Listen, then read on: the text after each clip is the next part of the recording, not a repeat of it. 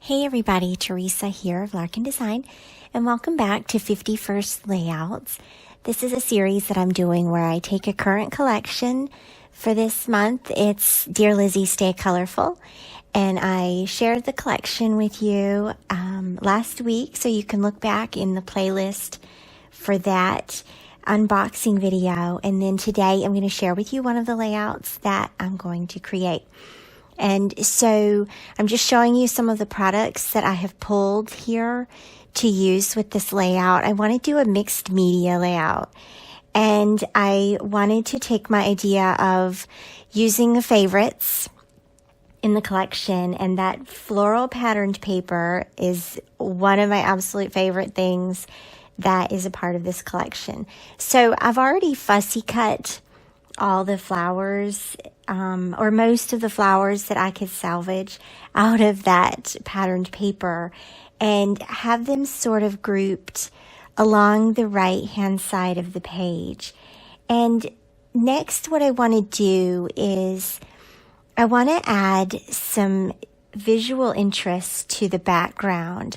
I'm using just plain white basil cardstock here, and I want to tie the elements and the photos with this paper somehow. And a good way to do that is through paint and mixed media.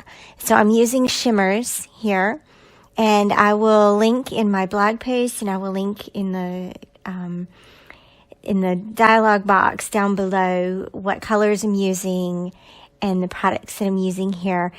They are shimmers watercolors, and so yes, they are pigmented, and they also have a little tiny bit of sparkle and glitter to them.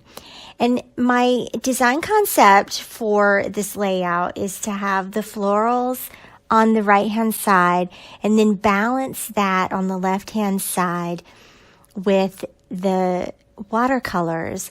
And what I want to do is because the flowers are going to taper into the center of the layout. They're going to move your eye to the photo, and then this will be behind the photo. So I'm sort of forming a triangle, a very loose triangle here with the watercolors. And I've chosen 3 colors. There's sort of a pink, there's almost a black color, and then a lighter blue. And all of these colors are present in the Dear Lizzy Stay Colorful collection. So this is a great way to tie all of the colors together in a simple way. And the way that I'm moving the paint around the page here is not really, not a lot of thought put into it. Just sort of laying color down on the page. You can see I'm moving the paper around a little bit as well to let the paint go where it wants to go. And of course, since this is basil cardstock, it's going to warp. It's going to take a little of that water on, and if you put too much, it's going to lift up some of the fibers from the cardstock. So the goal here is not to create a masterpiece. It's simply to put some color down on the page. And once I had it all down, I heat set it. I don't show the heat setting in my videos because I have to do it in my kitchen. And that is my background now. And so you can see how the background helps to move your eye from the right hand side to the left hand side. It's sort of in contrast of the way that our eye typically moves, right? Because we are left to right society. And if you want to start at the left, of course, you can start at the left too. The point is to move your eye across the page here. And so once I have that, it's all dried, and I really like how that looks. I had this little stencil from Studio Calico. It's from a documenter kit probably from last year or maybe 2016. And I'm just going to use some of my Heidi Swap paints here. I'm sorry, this isn't a stencil, it's a screen print. I'm going to just use some of my Heidi Swap paints to add just little tiny little stars, and kind of, this reminds me of a galaxy is what this reminds me of.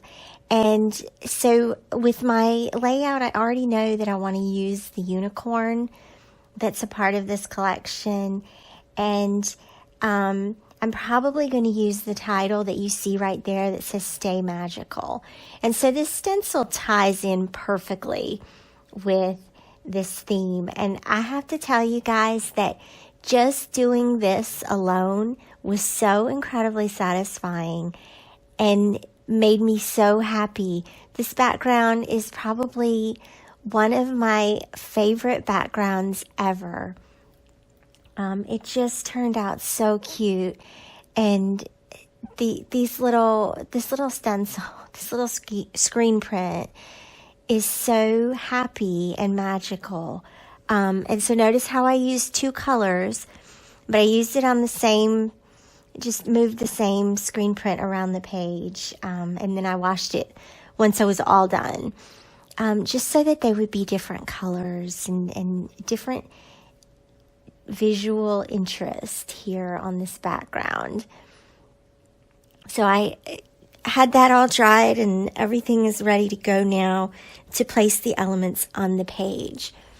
And I'm going to just lay out the little flowers here how I want them. I'm just tucking them in, letting some of them stick out, sort of trying to vary the colors here. They are white, yellow, and pink, and a darker pink, almost magenta here. Just for more visual interest, and this really gives the page a lot of pow. It's a really big bang for your buck here with these flowers, and I love it. I love every bit of it. So I'll tell you a little bit while I adhere all these down. I'll tell you about the photograph. So a couple of months ago, back in October, we went to Asheville, North Carolina, just to putz around the city and see what it was all about. We ended up going to the Children's Science Center, or I can't remember now what that was called. But this little tunnel, the kids are just sort of hanging out in this little tunnel. We went to get ice cream at a little shop, and next to the ice cream shop was this little tunnel, and they were just hanging out in it. It was just a really cutest little place. We didn't have long to take pictures because obviously other people were walking through and everything. But I captured this photo, and it really, I really like the photo a lot. So that sort of was the jumping off point, and I really liked all the white space in the photo around Emberlyn and Natalie. And the boys are in the background as well, but you can't really make out their faces as well, and that's okay too. So there's where I put the little unicorn. Notice that I sort of cut away some of the mane so that it would overlap the photo. I wanted the unicorn to be a part of the background, but I also wanted her to stand out. So I think I've done that. And then once I had all the flowers adhered, I ran the whole thing through my sewing machine, photo and all. I ran it through the sewing machine, just running the stitching around some of the flowers. Just again for a little more visual interest, for something interesting to catch your eye on this page. And really love just seeing all these layers come together. Oh my gosh, this makes me so happy. I'm going to add just a few more embellishments here that honestly, like, the page could be done just like this. But it does, of course, still need a title. It needs a little bit of journaling, and a way to tie all those together is some of these additional little embellishments that I'm adding. I don't want to take away from the flowers or compete with the flowers, so I'm keeping it really light here. The title I'm popping up with just little tiny pop dots, and I debated whether to add some color to the title, but I really like the white, and it really adds more of that tone on tone. There's already a lot of color on the layout just with the flowers themselves. So white title it is. And then, of course, I want to do a little bit of stamping. And so this is a stamp set from Pink Fresh Studio, and I just want to add a little bit more dimension to the background. So I'm going to use the navy, this little navy stamp pad or ink pad. I chose navy because, one, it's in the photo, and there's a couple of different shades and hues of navy and blue in the photo, and also in the collection. So, and it needed something to pop. The background needed a little something that drew your eye to where you wanted it to go. And so the navy is perfect. And notice how the screen print shows up more now that the stamps have been added. And this is just a little addition to a couple of embellishment clusters. And I love doing this with my stamps. This is the main way that I like to use my stamps. It's just to add a little more to my embellishment clusters. Of course, some really awesome puffy stickers in this collection as well. And I want to use one of the epoxy hearts next to the Stay Magical. And I think that brings in a little bit more color into the title as well, and gives a great opportunity to use those epoxy embellishments. I love it so much. There's a little bit more that I want to add next to the unicorn, and there was this little travel tag here that says wander, and that is a perfect place. Sorry for my big head. That's the perfect place to write the location in. And then I'm going to write my journaling and my date underneath the photo here.